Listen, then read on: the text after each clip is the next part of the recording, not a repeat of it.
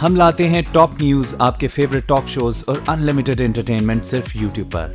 अगर आपने अभी तक हमारा चैनल सब्सक्राइब नहीं किया तो अभी सब्सक्राइब करें और बेल आइकॉन को क्लिक करके हमारी लेटेस्ट वीडियोस के बारे में अपडेट जानें। सब्सक्राइब कीजिए और हम आपको लिए चलेंगे आपकी फेवरेट वीडियो की तरफ।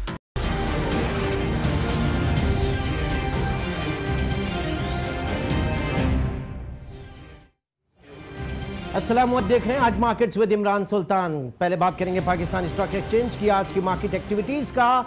175 पॉइंट्स मार्केट ने 100 इंडेक्स ने बेंचमार्क 100 इंडेक्स ने आज गेन किया और इस तरह क्लोजिंग हुई 43,690 पे। आज काफ़ी कम हमने देखा कि मार्केट में ट्रेडिंग वॉल्यूम और वैल्यू भी कोई इतनी इंकरेजिंग नहीं है। 9.7 बिलियन रुपीस मालियत के 244 शेयर्स मिलियन शेयर्स जो हैं वो आज ट्रेड हुए। तकरीबन 24 करोड़ 44 लाख शेयर्स जो है उनमें आज जो उनकी खरीदो फरोख्त हुई। इस तरह मार्केट में आज की एक्टिविटी भी एक जो पिछले दिनों से हम देख रहे हैं कि वॉल्यूम्स मार्केट के काफ़ी कम होते जा रहे हैं। कोई बड़ी स्टोरी इस वक्त मार्केट में ऐसी नहीं है जो आपके मार्केट में साथ मार्केट को भी बढ़ाए, मार्केट को ब्रॉड बेस करे। बहरहाल पिछले दिनों हमने देखा कि मार्केट में जो डिक्लाइन आया था, एक शार्प डिक्लाइन जो देखा गया था मार्केट में, वो डॉलर रुपी पैरिटी की एडजस्टमेंट का, जिस तरीके से सेंट्रल बैंक ने एक वाज़ इंडिकेशन दिया कि अब जो डॉलर की डिमांड सप्लाई है इसको मार्केट फोर्सेस जो है वो डिटरमाइन करेंगे। उसके बाद हमने देखा कि मार्केट में एक झक लगा और उसके बाद रिलेटिवली आहिस्ता आहिस्ता मार्केट जो है वो थोड़ा बेहतर हुई या सस्टेन करी किसी भी लेवल के ऊपर। बहरहाल डॉलर रुपी पैरिटी की हवाले से अगर बात करें तो पाकिस्तान में डॉलर की तलब और रसद की बुनियाद पर कीमत का तयन इस वक्त हो रहा है। जो मार्केट मैकेनिज्म है वो इस वक्त इसको ड्राइव कर रहा है, जिस काफी अरसे से एक्सचेंज रेट में इस्तेहकाम देखा जा रहा है। इस वक्त इंटरबैंक और ओपन मार्केट में डॉलर की कदर कीमत क्या है और किस तरह का रुझान देखा जा रहा है, ये जानते हैं आज उसके नुमाइंदे सफदर अब्बास से। जी सफदर अब्बास, इस वक्त डॉलर रुपी पैरिटी के हवाले से, एक्सचेंज रेट के हवाले से क्या कीमत है और दोनों में किस तरह की, दोनों मार्केट जो आपकी इंटरबैंक और ओपन मार्केट, क्या ट्रेडिंग देखी जा रही है, क्या रुझान देखा जा रहा है?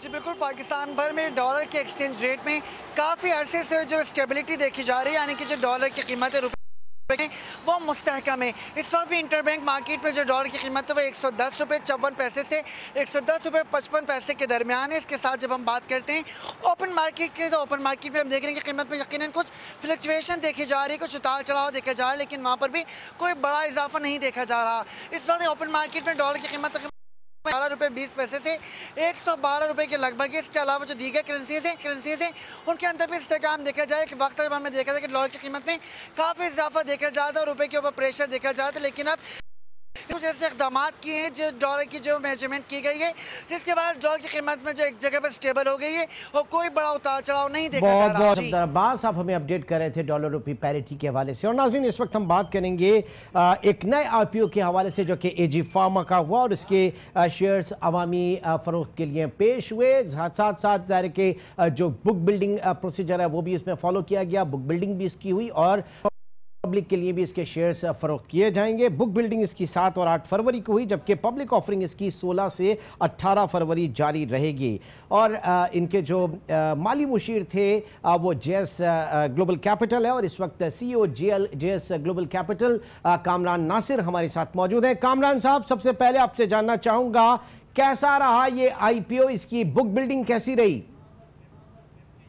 इमरान, आपका कॉल पे लेने के लिए और आपका सवाल मेरे ख्याल में उसी वो के अंदर जवाब भी पहना है कि माशाल्लाह बड़ी जबरदस्त सक्सेस देखने में आई। खासतौर पे 2.8 अरब के आईपीओ के लिए जब आप जाएं तो पाकिस्तान मार्केट्स के मुताबिक ये एक बड़ा आईपीओ गिना जाता है। मेरे ख्याल में पाकिस्तान की तारीख में जो आईपीओ हुए हैं उनके अंदर टॉप 5 में ये क्लासीफाई होता है और 2.8 अरब के अगेंस्ट हमें 5 अरब से ऊपर की इसकी डिमांड मौसूल हुई, तो हर लिहाज से बहुत ही सक्सेसफुल था। और इसमें मतलब आप कह सकते हैं कि टू टाइम्स सब्सक्राइब हुआ ये? जी हाँ जी, बिल्कुल कह सकते हैं।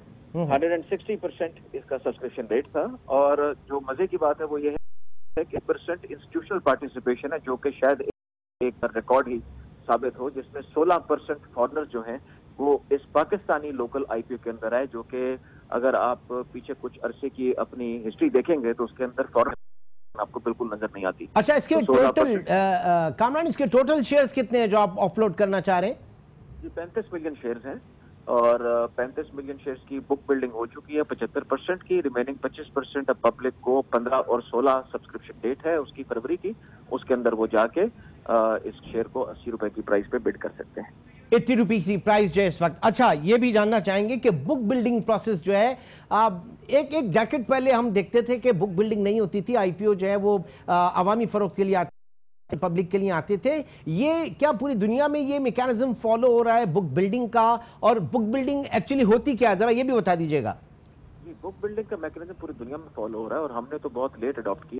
इसका असल मकसद ये होता है कि किसी भी कंपनी को जब आप लेके आते हैं मार्केट में, तो अगर कोई लेके और कहे कि जी मैंने ये शेयर 30 रुपए का बेचना है, तो वो 30 रुपए की प्राइस पहले से तय करके आते थे। अब बुक बिल्डिंग मैकेनिज्म के अंदर जो इंस्टीट्यूशन और इन्वेस्टर होते हैं वो प्राइस निकालते हैं कि इसकी होनी कितनी चाहिए, ताकि उसी प्राइस पे आप जाके पब्लिक को भी ऑफर कर सकें।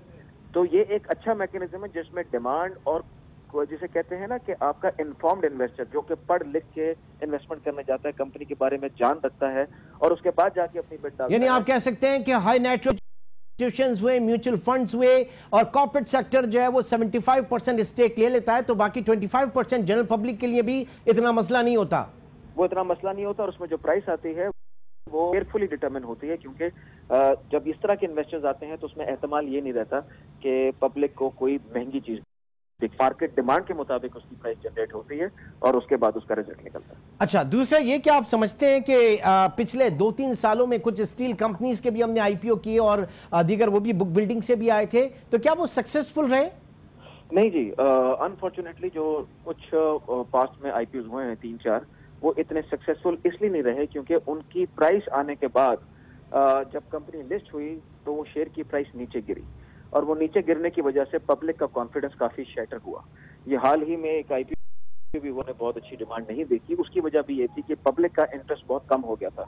लेकिन जब आप क्वालिटी कंपनीज लेके आते हैं और उनकी प्राइस में इंस्टीट्यूशनल खासतौर पे बिडिंग होती है जिससे कि उसकी प्राइस निकल, तो उसमें आपको फर्दर अपसाइड का रूम खुद ही नजर आ जाता है, क्योंकि अगर इंस्टीट्यूशन पार्टिसिपेशन 84% है, इसका मतलब है कि उन्होंने। अच्छा, कामरान नासिर आप हमारे साथ ही मौजूद हैं इस वक्त। जफर मोती ने भी हमें ज्वाइन किया है, स्टॉक मेंबर है। जफर साहब, बहुत शुक्रिया ज्वाइन करने का।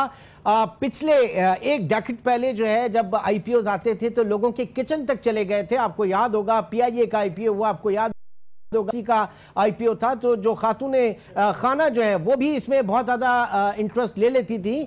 अब कितना फर्क आ गया है जफर मोती पिछले आईपीओ के और आज के आईपीओ के मुकाबले में? मसला ये हो गया है कि लोगों का अब इंटरेस्ट नए आईपीओ में इसलिए नहीं है कि वो इतना प्रॉफिट मेकिंग इंडस्ट्रीज नहीं है और बहुत ही फ्यू एंड फार बिटवीन आती हैं, तो ब्रिज फाइनेंसिंग पर ज्यादा प्रेफर कर लेते हैं बैंकिंग से आईपीओ को स्टॉक एक्सचेंज में लाने से कंपैरेटिवली। तो जब वो उस नौयत ही खत्म हो गई आने की, तो लोगों का इंटरेस्ट भी खत्म हो जाता है। नहीं तो पहले होता था कि हर 5 दिन बाद हमें क्लाइंट्स के फोन आते थे कि नया आईपीओ कौन सा आ रहा है, ये बताएं वो बताएं। अब वो नहीं आते, उनकी इंक्वायरीज ही नहीं आ रही। अच्छा, दूसरी चीज ये बुक बिल्डिंग का मैं भी जानना चाह रहा था। नासिर बात हुई ये कामरान नासिर से, बुक बिल्डिंग पहले नहीं हुआ करती थी, ये कितना बड़ा चेंज आया है बुक बिल्डिंग के हवाले से आईपीओज में जफर मोती? बहुत बड़ा चेंज आया। पहले हमारे उस टाइम में जो आप पुराने डेकेड पहले बात करते थे उसमें बुक बिल्डिंग तो अलाउड ही नहीं थी। अब ये बुक बिल्डिंग जो इंटरनेशनल रूल्स हैं उससे अलाउड हुई है और उसके आईपीओ में बुक बिल्डिंग हो रही है, लेकिन वो बड़ा सस्पिशियस मेथडोलॉजी है। वो मुझे कई मरतबा घबरा देता है क्योंकि इसमें मैनिपुलेशन हमने कुछ कंपनियों के आईपीओ में बुक बिल्डिंग में देखी है, जो बड़ी खतरनाक तरीके से भाव बढ़ा दिए गए थे और फिर उसको डंप किया गया था। तो ये इसके ऊपर नजर रखना ज्यादा जरूरी होता है। कामरान नासिर, कितना जरूरी हो जाता है इसके ऊपर नजर रखना जिन खदशात का जफर मोती इस वक्त इजहार कर रहे हैं?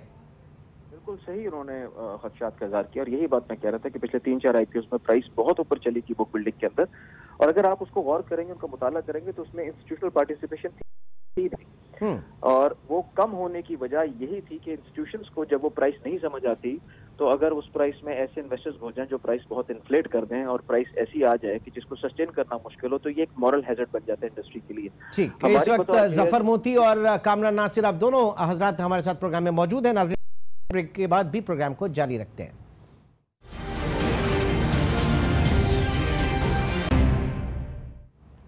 वेलकम बैक नाज़रीन, हमारे साथ मौजूद हैं Kamran Nasir, CEO JS Global Capital, और जफर मोती, सीईओ जफर मोती कैपिटल्स लिमिटेड।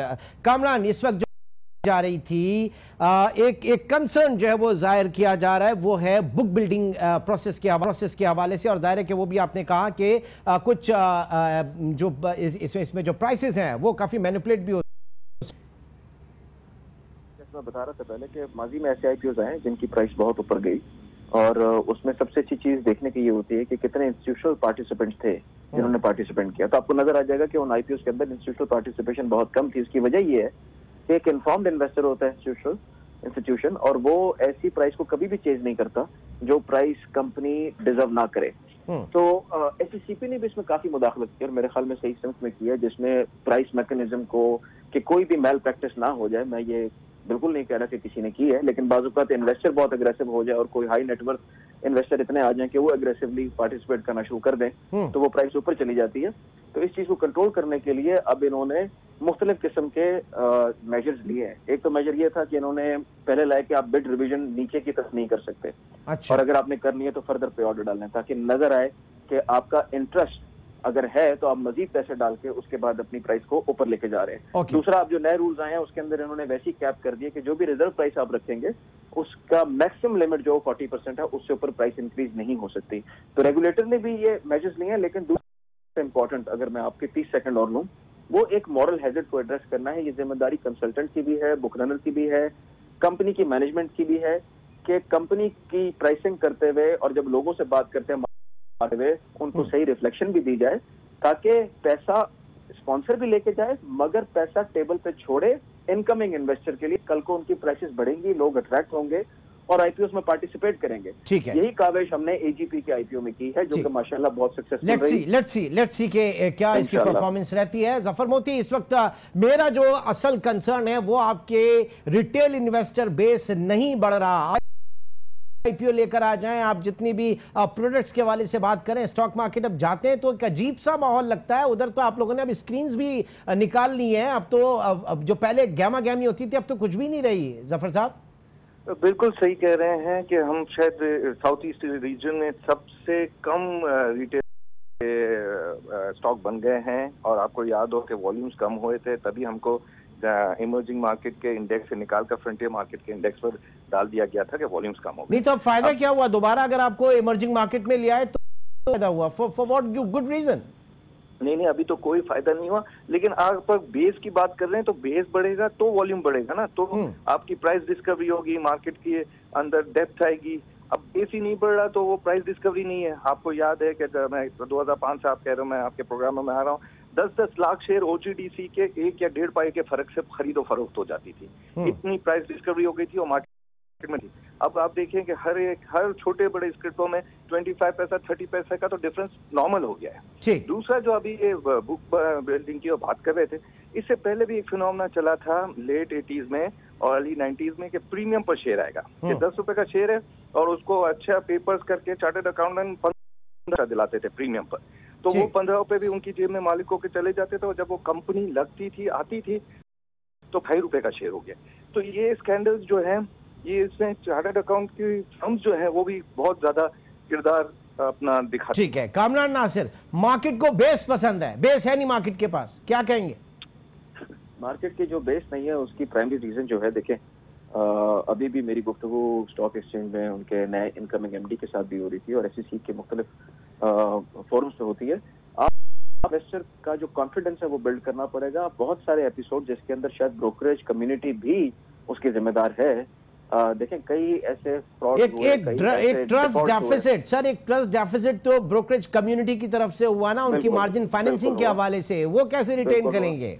बिल्कुल हुआ, उसके लिए एक्शन मेकिंग चाहिए। आपको जो ब्रोकर है सिर्फ उसको रेगुलेट करना, एक होता है राइट रेगुलेशन, ठीक है, एक होता है ओवर रेगुलेशन। ओवर रेगुलेशन बिल्कुल ही होनी चाहिए, राइट रेगुलेशन और एनफोर्समेंट होनी चाहिए। आप जब इन्वेस्टर को हल करने में कामयाब हो जाएंगे ना, जिसमें तमाम जिम्मेदारी जितनी रेगुलेटर पे आती है उतनी हम पे भी है कि अपने बिजनेस को प्रोफेशनली और एथिकली रन करें, ताकि किसी इन्वेस्टर का नुकसान ना हो। अगर कोई पैसा लेके ओवरनाइट भाग जाएगा, इस तरह की किस्से आप अखबारों में सुनेंगे, तो फिर ऐसी मार्केट में लोग नहीं आएंगे। ठीक है, वो तो खबरें आती नहीं सामने, वरना अभी भी जाके जफर साहब आपकी आर्बिट्रेशन में जाके देखें कितने केसेस हैं, पाइल्स ऑफ केसेस वहां पे पड़े हुए हैं अभी भी इस तरह के। बिल्कुल है। और ये जो मुश्किलात हैं अब आपके सामने हैं मार्केटों के, कि ये जो बिल्कुल कामन सही कह रहे हैं कि ओवर रेगुलेशन भी नहीं सही और अंडर रेगुलेटेड भी नहीं सही है। ठीक है जी, बहुत बहुत शुक्रिया जफर मोती और कामरान नासिर। इस वक्त कर रहे थे इस वक्त जो मार्केट का है वो यही है कि मार्केट में बेस नहीं है, मार्केट में रिटेल इन्वेस्टर नहीं है, चंद महदूद अगर इन्वेस्टर रहे तो क्या फायदा फिर ऐसी मार्केट का, क्या फायदा फिर ऐसे इमर्जिंग इंडेक्स के अंदर आने का कि जिसमें हमारे पास वॉल्यूम्स ही नहीं रहे। इंशाल्लाह आपसे फिर मुलाकात होगी, अपना बहुत ख्याल रखिएगा, अल्लाह हाफ़िज़।